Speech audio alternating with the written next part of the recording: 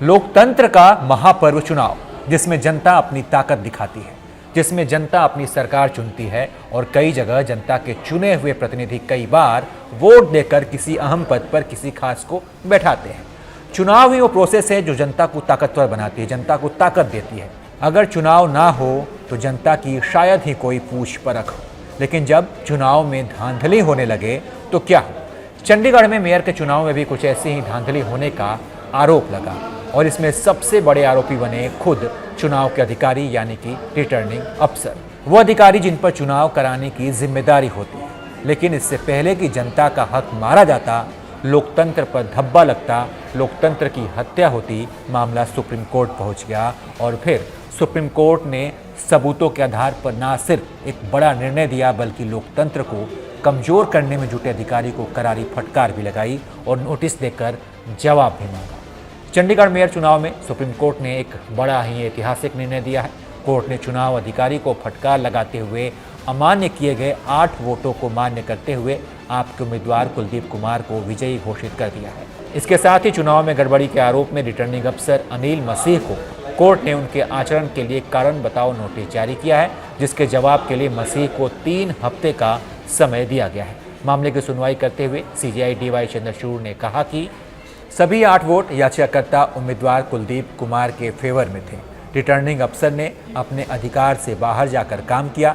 कल सोमवार को सवाल पूछने से पहले हमने अनिल मसीह को गंभीर नतीजा भुगतने की चेतावनी भी दी थी। रिटर्निंग अफसर ने 8 बैलेट पेपर पर अपना मार्क लगाया, जो कि गलत था।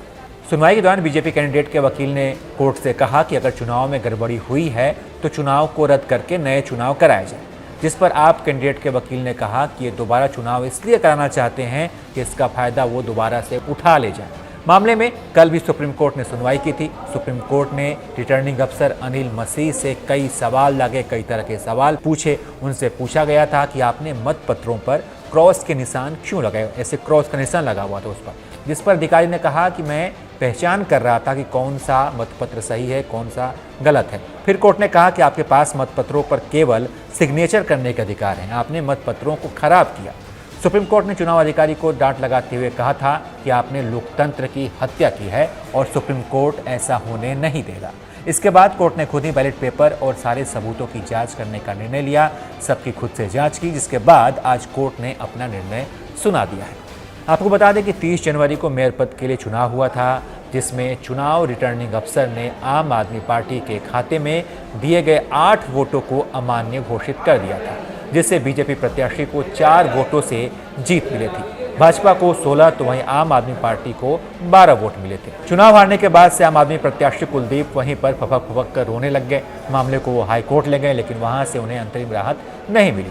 फिर मामला सुप्रीम कोर्ट गया, जहां कोर्ट ने अब अमान्य किए गए वोटों को मान्य कर दिया है और वोट मान्य होने के बाद आपके पास कुल वोटों की संख्या बढ़कर 20 हो गई और सुप्रीम कोर्ट ने उन्हें विजयी भी घोषित कर दिया।